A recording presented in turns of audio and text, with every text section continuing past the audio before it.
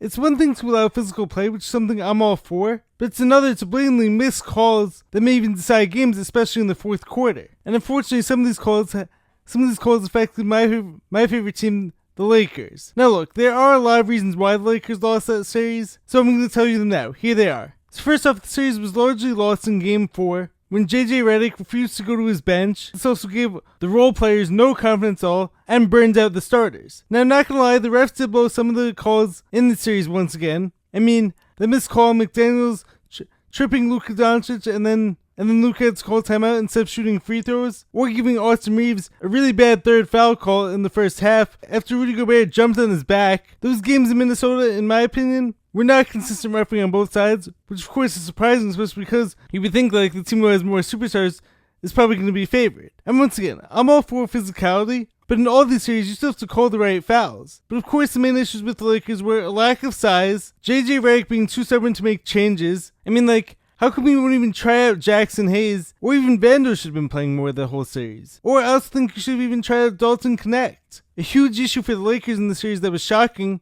was the lack of consistent offense. So why not even give Dalton Connect a chance? You're not going to win with Luka playing iso ball the whole series and only getting 2 assists a game. Plus also, he's always at his best when he has a lob threat. So you have to at least give him a big. Now player-wise also, Luka gave it all he had, but of course he got sick, which was a killer. And he made some costly errors and caused turnovers against the team who was capitalizing on these. And of course, as we've all seen, his defensive liability. Now LeBron James, I don't care what you say about him, he played incredible defense that whole series. And his offense was actually really good for the most part in the series, outside of a few of the fourth quarters at the end, as we saw. But that's supposed to be Luka's time because LeBron's giving you everything on defense, so he's actually needing to conserve his energy at some point. And at 40 years old, he's still putting up 25, 9, and 7. Now look, if we're going to judge all of them at their highest standards, both Luka and LeBron were definitely two of the best players in the series, but neither really gave you the extra special or spectacular game or moment outside of LeBron's 38-point game, and all these guys were incredibly tired and burnt out. Also, I hate to say it because I do like him a lot,